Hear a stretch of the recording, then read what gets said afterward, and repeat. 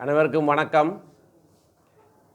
இன்றைக்கு காலையிலே 10-11 மணியிலிருந்து மாலை 4 மணி வரைக்கும் இலங்கை தமிழரசு கட்சியினுடைய மத்திய செயற்குழு எதிர்வரும் ஜனாதிபதி தேர்தல் சம்பந்தமான தீர்மானங்கள் எடுப்பதற்காக கூடியிருக்கிறோம். இந்த 5 மணி நேர ஆராய்வுக்கு பிறகு 3 தீர்மானங்கள் மத்திய செயற்குழுவினாலே நிறைவேற்றப்பட்டிருக்கின்றன. முதலாவது,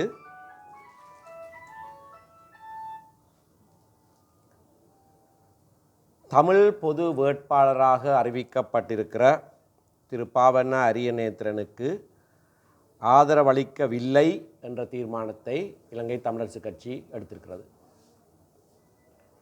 இரண்டாவது, எமது கட்சி உறுப்பினராகிய திரு அரியநேத்திரனை ஜனாதிபதி தேர்தலில் இருந்து விலகுமாறு நாங்கள் கேட்டுக்கொள்கிறோம்.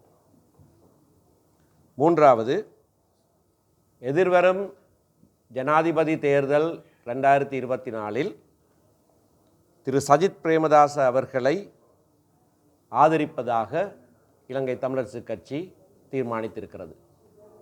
நன்றி, வணக்கம்.